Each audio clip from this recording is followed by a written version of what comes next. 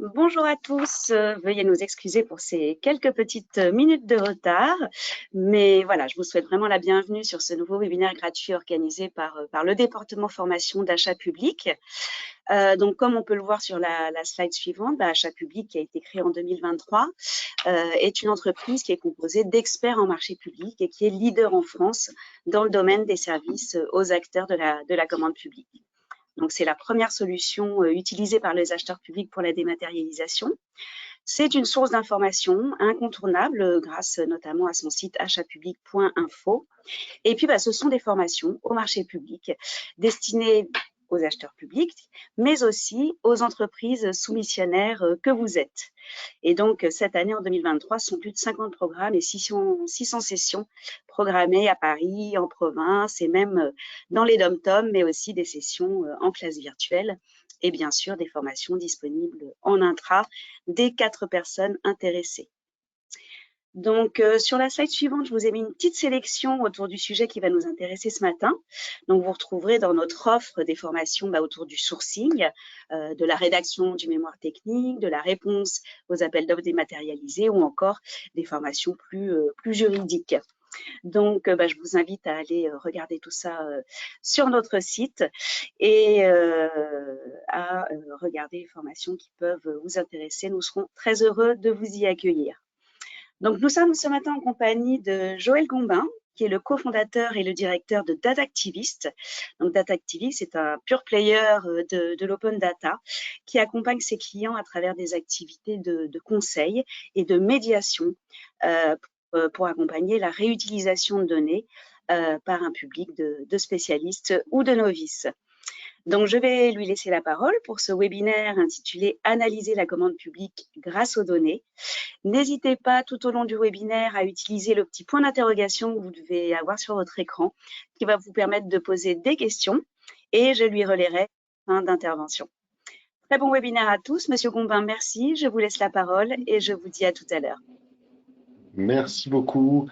Bonjour à toutes et tous et merci à achatpublic.com pour cette invitation à parler données de la commande publique. Donc effectivement, vous l'avez dit, Datactivist, on est des pure players de l'open data, des spécialistes de l'open data.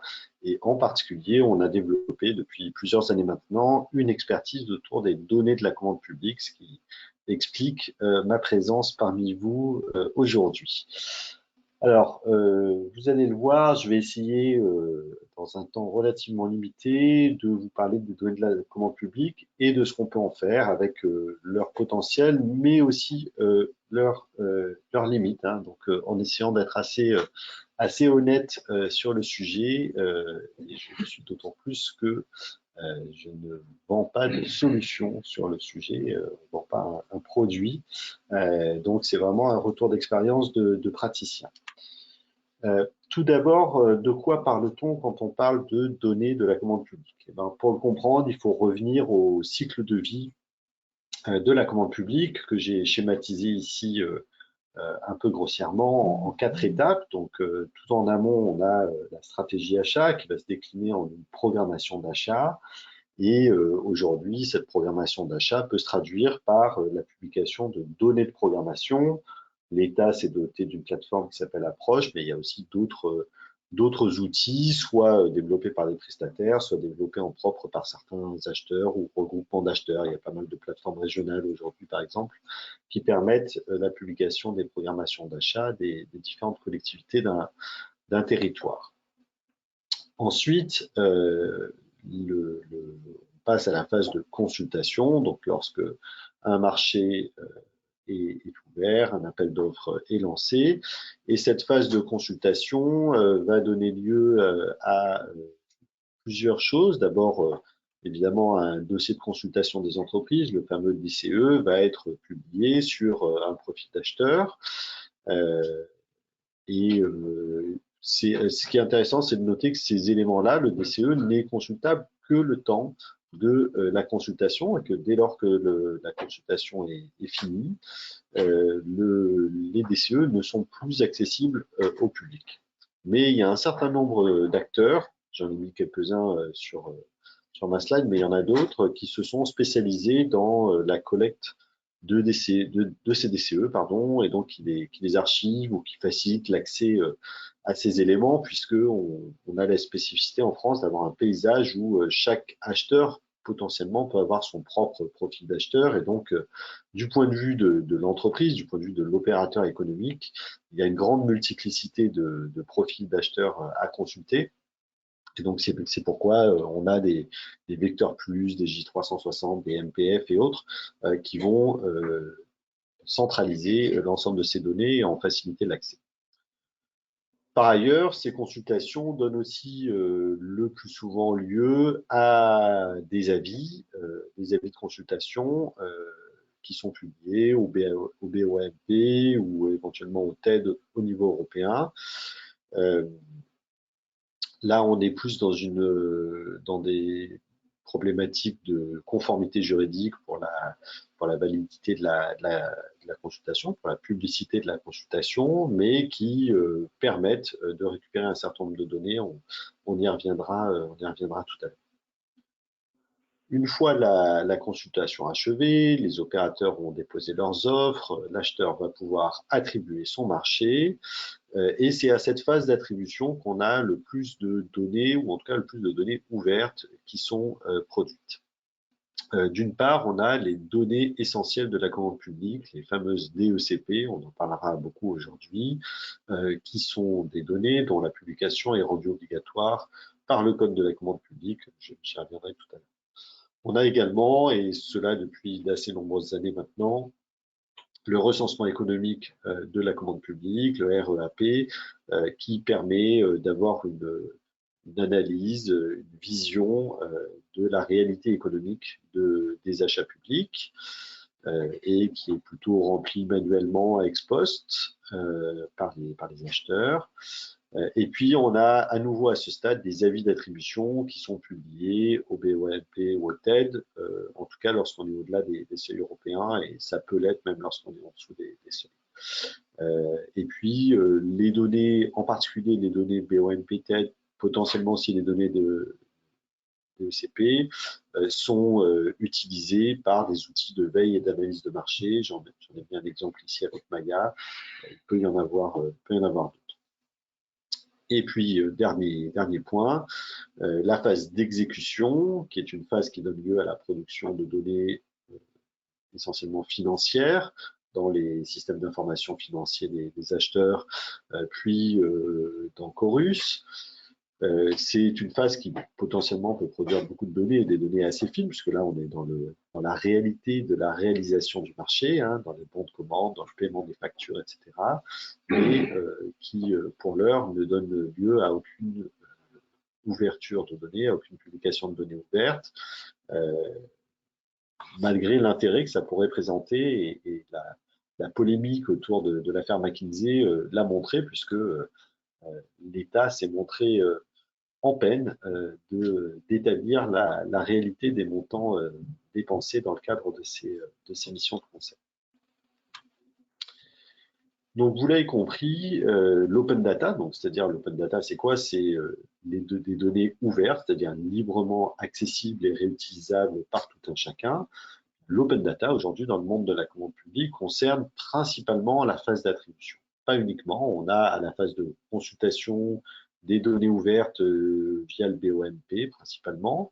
Les données de programmation en amont sont également pour certaines ouvertes aujourd'hui, même si elles sont encore relativement peu valorisées. Il y a sans doute un potentiel de développement de ce point de vue-là, et la plateforme Approche, par exemple, est assez récente, donc on est plutôt sur des choses émergentes de ce point de vue-là. En phase de consultation, on a des données ouvertes, mais on verra qu'elles sont assez peu structurées. Et on a surtout en phase d'attribution les données BOMP, TED et DECP, là aussi avec des niveaux de structuration inégaux.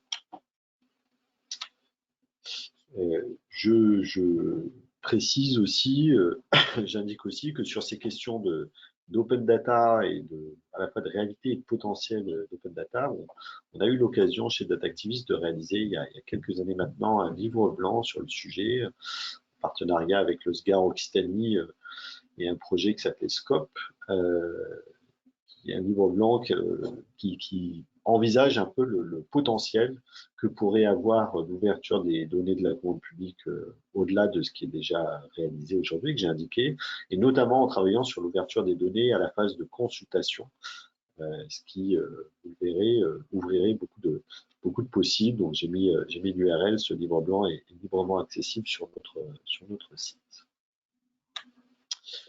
Alors, si on rentre un petit peu dans le détail des données que j'ai évoquées pour voir qu'est-ce qu'on peut en faire, eh bien, on s'aperçoit que c'est des données qui présentent aujourd'hui un certain nombre de limites qui sont réelles. On a eu l'occasion il y a quelques mois de publier une tribune au Moniteur pour l'évoquer.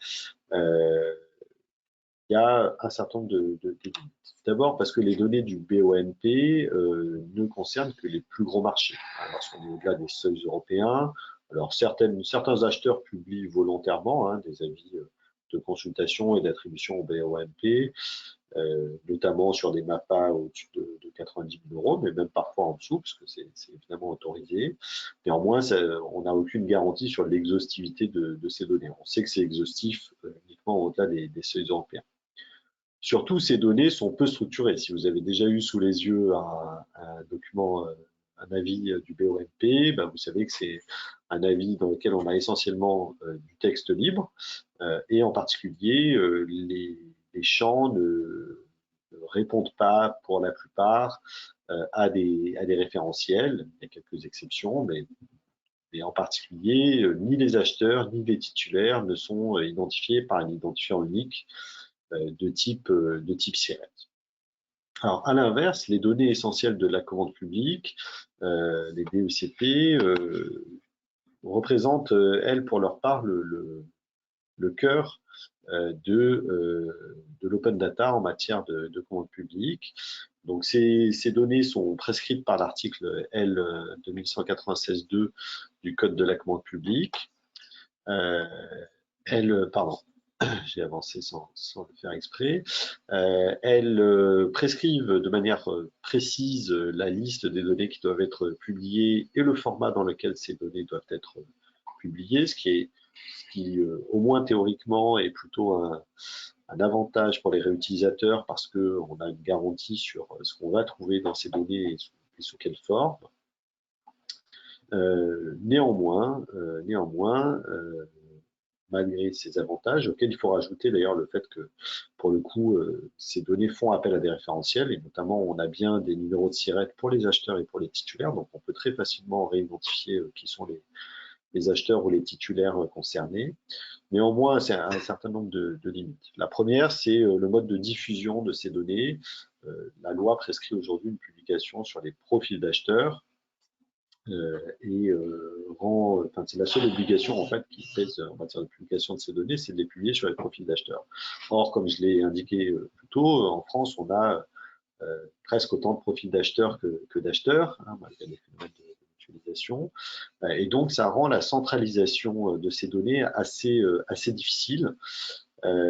Théoriquement, on a un mécanisme de centralisation, de réconciliation de l'ensemble de ces données. En pratique, on s'aperçoit qu'il y a encore beaucoup de trous dans la raquette et on n'est même pas capable d'estimer exactement quelle est l'ampleur de ces trous dans la raquette.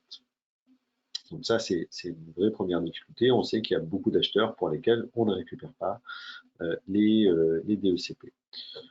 La deuxième difficulté, elle tient au caractère difficilement exploitable de ces données. Difficilement ne veut pas dire impossible, mais il y a une marche à franchir technique qui est loin d'être nulle. D'abord parce que souvent on est face à un grand nombre de fichiers à devoir analyser, parce que les formats sont souvent relativement complexes, c'est pas forcément des formats tabulaires. Donc il y a un coût d'entrée technique non négligeable. Et puis enfin, la qualité des données concernées est très inégale. On a une incertitude sur le périmètre. J'ai dit tout à l'heure, on ne sait pas forcément de quels acheteurs on ne récupère pas les données, mais lorsque un marché est renseigné dans les données essentielles de la commande publique, on ne sait pas toujours à quoi correspond le prix indiqué. Est-ce que c'est du maximum? Est-ce que c'est de l'estimatif? Est-ce que c'est du prix forfaitaire et global. Voilà, on a assez peu de vision là-dessus. Et puis, l'obligation de publication des DECP porte sur la conclusion d'un accord cadre, d'abord d'un marché forfaitaire évidemment, mais dans le cas des accords cadres, ça porte sur la conclusion d'un accord cadre, sur la conclusion des accords subséquents, mais pas sur le passage des bons de commande. Et donc, dans le cas des accords cadres, ce qui est quand même une technique d'achat assez répandue, on n'a aucune visibilité sur les bons de commande qui sont effectivement passés dans le cadre de cet accord cadre. Et donc, ça donne une vision souvent très théorique des montants qui peuvent être en jeu, voire même des titulaires mobilisés lorsque l'accord cadre va référencer plusieurs titulaires, voire un nombre important de titulaires, ou des sous-traitants en cascade, puisque jusqu'à présent, ça va changer, mais jusqu'à présent, les sous-traitants n'étaient pas nécessairement renseignés dans les DECP. Alors, de ce point de vue-là, il faut noter qu'il va y avoir de l'amélioration à partir du 1er janvier 2024, puisque on va avoir une convergence entre le dispositif des données essentielles de la commande publique et le dispositif du recensement économique de la commande publique que j'évoquais tout à l'heure, qui vont fusionner. Et donc, on va avoir d'abord moins de travail pour les acheteurs pour pouvoir satisfaire à leurs diverses obligations, et d'autre part des données qui seront un petit peu plus riches, puisqu'on va récupérer dans le champ des DECP des choses qu'on n'avait pas auparavant sur les clauses économiques et sur les clauses sociales et environnementales, par exemple, mais aussi sur la sous-traitance. Donc, ce sera un petit peu mieux. Le processus de publication et de diffusion de ces données va aussi être modifié. Donc, théoriquement, on devrait davantage se rapprocher de l'exhaustivité en matière d'acheteurs couverts. Voilà, néanmoins, ça ne résoudra pas toutes les difficultés, en particulier sur la qualité des données, mais on progresse quand même doucement. Voilà, d'ailleurs pour information, le schéma cible auquel on devrait arriver au-delà à partir du 1er janvier prochain. Et donc, vous voyez, il y a un seul mécanisme qui permettra d'alimenter aussi bien les DECP publiés sur data.gouv.fr ou sur les portails open data du ministère de l'économie et l'Observatoire économique de la commande publique. Alors, néanmoins, malgré toutes les limites de ces données que j'ai pu souligner, des outils d'exploitation et d'analyse de ces données émergent. Ce qu'il faut bien avoir en tête, ce qu'il faut bien comprendre, c'est que les données publiées par la sphère publique, par les acheteurs publics, qu'elles soient ouvertes comme les DECP ou les DOMP, ou qu'elles ne soient pas ouvertes, comme c'est le cas des DCE, toutes ces données-là ne sont pas vraiment faites pour aider les acteurs économiques à analyser leur marché ou à asseoir leur stratégie commerciale. En fait, on est avant tout dans des process de sécurisation des achats, des contrats, avec des réutilisations qui poursuivent des objectifs assez différents. Peut-être qu'il faut modérer ce propos concernant la programmation d'achat qui vise un peu plus directement à faciliter le travail des opérateurs économiques. Donc la conséquence de cela, c'est que il faut mener un travail très conséquent, très significatif de collecte, d'harmonisation, d'indexation, d'analyse, de mise en découvrabilité des données par des tiers pour que toutes ces données de la commande publique soient véritablement utiles, en tout cas du point de vue des opérateurs économiques, des candidats potentiels au marché public. Ce travail très conséquent, il est rendu de plus en plus soutenable par des évolutions technologiques, notamment des avancées en matière de traitement automatique du langage. Hein. C'est très à la mode ces jours-ci de parler de ChatGPT, mais au-delà de ChatGPT, le traitement automatique du langage est un domaine qui s'est énormément développé au cours des dernières années et qui rend possible l'analyse automatique ou semi-automatique de grands corpus de données. Et donc qui permet aujourd'hui de faire des recherches intelligentes dans un corpus de DCE, par exemple. Néanmoins, ce qu'il faut aussi avoir en tête, c'est que ces évolutions technologiques qui sont portées par des acteurs privés, elles contribuent aussi à à enclore en quelque sorte, c'est-à-dire à refermer des données publiques, à les remettre dans des systèmes fermés, et donc l'accès à cette intelligence, à cette connaissance est restreint à des acteurs privés ou à ceux qui acceptent de payer et de se soumettre aux conditions posées par ces acteurs privés. Du point de vue de l'intérêt général, ça peut être une difficulté. En tous les cas, un exemple assez intéressant, je pense, d'outils d'exploitation et d'analyse qui émergent aujourd'hui, c'est Maya, comme marché et intelligence artificielle, qui développe des cas d'usage aussi bien pour les acheteurs, d'ailleurs plutôt pour les acheteurs, parce que cet outil a été développé par un cabinet de conseil qui accompagne historiquement les acheteurs publics. Donc ça va aider les acheteurs sur des sujets de rédaction de leurs clauses en utilisant des clauses déjà repérées dans des DCE précédents. Ça aide les acheteurs publics à faire du sourcing, à comprendre l'état du marché des fournisseurs sur tel ou tel sujet.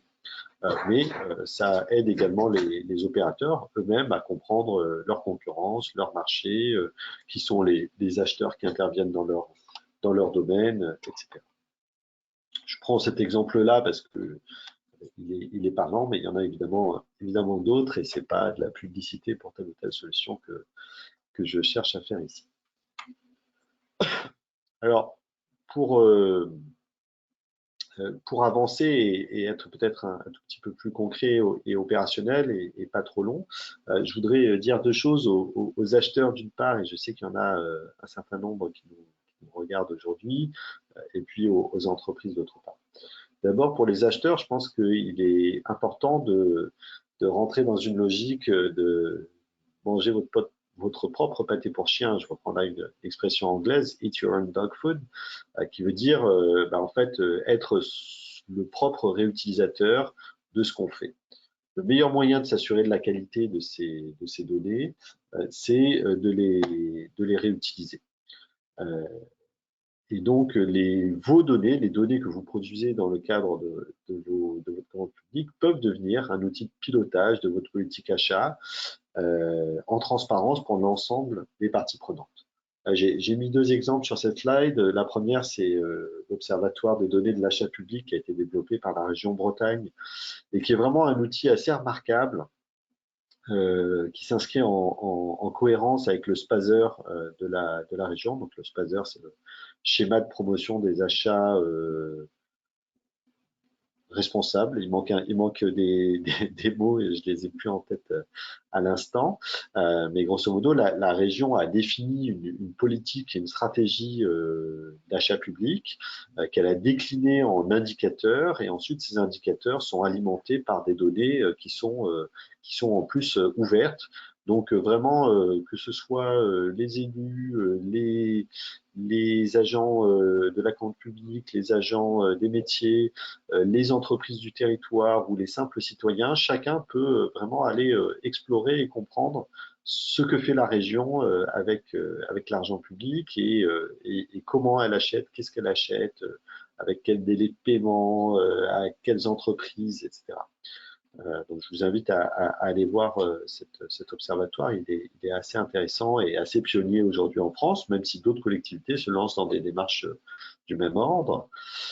Et puis un deuxième exemple qui est beaucoup plus à petite échelle, beaucoup plus artisanal, je dirais, c'est un travail qu'on a pu mener avec la métropole européenne de Lille sur la base des données essentielles de la commande publique pour savoir quelle était la part des fournisseurs de la métropole européenne de Lille et de ses acheteurs, enfin des communes membres, qui étaient des TPE, PME et en particulier des TPE, PME locales. Vous avez un petit aperçu, mais ça montre un petit peu le potentiel de connaissances qu'on peut tirer de ces données-là, parce qu'en fait, discutant avec les acheteurs, on s'aperçoit que beaucoup n'ont souvent pas cette information-là, qui est pourtant une information qui est beaucoup demandée par les élus ou par le tissu économique local.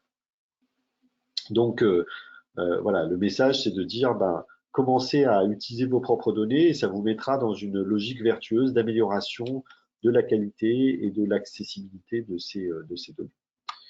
Et en ce qui concerne les entreprises, les opérateurs économiques, eh bien, il vous revient de construire votre stratégie de connaissance de votre marché, en tout cas en ce qui concerne la commande publique. Et je pense que là, plusieurs approches sont possibles. Il n'y a pas une approche qui convienne à toutes les entreprises, quelles qu'elles soient. Ça va dépendre évidemment des ressources dont vous disposez, de votre taille, de vos besoins, etc. Mais je dirais qu'analyser son marché, ça va pouvoir prendre plusieurs formes différentes. D'abord, ça peut être une simple recherche dans des données essentielles de la commande publique sur un portail open data, par exemple sur celui du ministère de l'économie et des finances. Là, j'ai mis une petite capture d'écran, on la voit pas bien, mais qui concerne les marchés dont Datactivis, mon entreprise, est titulaire, qu'on peut trouver dans les DECP, et ça fournit aussi une carte des collectivités, enfin, des acheteurs. Hein, et donc finalement, n'importe quel concurrent peut avoir déjà un premier niveau d'information, n'importe quel concurrent ou n'importe quel acheteur d'ailleurs peut avoir un premier niveau d'information sur le type d'acheteur pour lequel on travaille, leur répartition géographique, les montants en cause, les objets, etc. Bon, là, c'est le niveau très basique. On peut après aller jusqu'à des fonctionnalités très avancées, proposées par des outils comme Maya que j'évoquais tout à l'heure, où là, on va pouvoir vraiment analyser en profondeur les DCE, les relations entre acheteurs et fournisseurs, l'ensemble des fournisseurs sur tel ou tel marché, etc. Et puis entre les deux, on a des outils de veille marché spécialisés, vous en connaissez sans doute, qui proposent souvent des recherches rétrospectives. J'ai mis une capture d'écran d'un de ces outils, J360, j'ai mis celui-ci parce que c'est celui qu'on utilise chez Datactivist, et qui permet déjà à partir d'un certain nombre de mots-clés de remonter pas mal dans le temps et de voir quels sont les marchés qui sont sortis, le cas échéant de retrouver leur DCE, et de voir quelles ont été les entreprises qui ont été attributaires de ces marchés, en tout cas lorsqu'on le sait. Donc c'est une assez bonne manière de pouvoir comprendre et analyser un marché. Et puis après, si votre organisation, votre entreprise a une taille et des ressources qui le justifient, il peut être intéressant d'aller dans une stratégie de développement d'outils maison, d'outils plus à façon, notamment autour de l'analyse des DCE, parce que la difficulté d'outils génériques, ça va être qu'ils ne vont pas nécessairement pouvoir prendre en compte toute la spécificité métier de votre activité. Et donc, si vous avez besoin d'analyser des DCE, c'est rien, de travaux pour savoir si dans les DCE on trouve la référence à tel ou tel type de technique, à telle ou telle contrainte, à telle ou telle norme, etc. Eh bien aujourd'hui, il devient, je pense, de plus en plus accessible de développer des outils à façon qui vont pouvoir permettre de construire de véritables tableaux de bord ou de véritables outils d'analyse de ces DCE. Voilà, je ne vais pas être plus long pour l'instant pour laisser un petit peu de temps aux questions.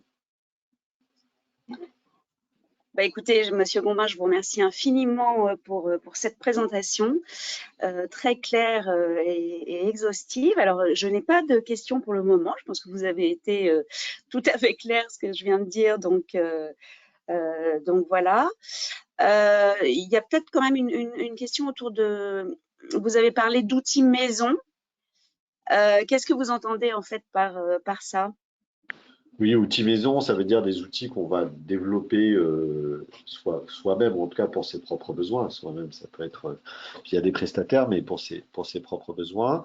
Alors encore une fois, ça peut être, ça peut aller de choses assez simples. Hein. On peut imaginer des outils qui vont permettre, par exemple, de repérer, de collecter tous les marchés qui sont attribués dans tel ou tel domaine et de maintenir une veille concurrentielle en regardant à quel quel montant et à quelles entreprises ces marchés sont attribués, jusqu'à de l'utilisation d'intelligence artificielle. Alors quand on parle d'intelligence artificielle, ça recouvre des choses très différentes, mais il faut savoir que on est en train vraiment de vivre une révolution dans le monde de l'intelligence artificielle, non seulement par les capacités, ChatGPT l'a beaucoup illustré, mais surtout par la facilité de développer soi-même les propres applications de l'intelligence artificielle. C'est-à-dire que les modèles qui sont développés sont aujourd'hui très largement packagés, donc on peut soit les déployer soi-même, soit faire appel à des API, donc à des interfaces informatiques, qui permettent de développer ses propres cas d'usage, voire même d'entraîner ses propres modèles sur, si vous avez, je ne sais pas, si vous êtes une entreprise qui a un petit peu d'historique et qui a conservé, je ne sais pas, 10 ans, 20 ans, 30 ans de DCE dans votre domaine, vous avez là des données qui sont assez uniques, hein, que vous êtes probablement les seuls à posséder. Et on peut tout à fait imaginer d'entraîner des modèles d'intelligence artificielle spécifiquement sur ce corpus-là pour pouvoir en tirer de la connaissance et pourquoi pas imaginer par exemple que lorsqu'un nouveau marché sort, vous allez pouvoir comparer au marché précédent, vous allez pouvoir même produire une première version de la proposition commerciale qui va répondre à ce cahier des charges-là sur la base de vos propositions commerciales précédentes. Donc, on peut imaginer des choses assez avancées à des coûts finalement et des complexités techniques qui sont incroyablement plus faibles aujourd'hui que ce que c'était le cas il y a encore quelques années. Donc, je pense que c'est vraiment intéressant de se dire aujourd'hui, OK, dans un monde idéal, qu'est-ce que j'aimerais faire? Et ensuite de confronter ça à la faisabilité technique, sachant que vraiment cette faisabilité technique, le seuil s'est énormément abaissé. Très bien. Et puis, vous avez effectivement parlé de ce fameux observatoire en Bretagne. Donc, je vais mettre le petit lien là dans le chat parce que plusieurs personnes, effectivement, nous ont demandé où trouver effectivement ce site-là. Donc, écoutez, merci encore. Merci à tous les participants qui étaient là ce matin. Vous allez recevoir un petit questionnaire de satisfaction à l'issue de ce webinaire. Donc, merci de bien vouloir le compléter. Cela nous aide à nous excusez-moi, je ne trouve plus le mot, à nous améliorer, voilà, de webinaire en webinaire, et puis de recueillir aussi vos attentes. Nous retrouverons Datactifist après l'été. Justement, Monsieur Gombin en a parlé, mais nous aurons un webinaire sur justement cette fusion des données essentielles et des données de recensement. Donc voilà, ce sera sans doute en septembre ou en octobre prochain. Merci beaucoup de nous accompagner sur ces sujets.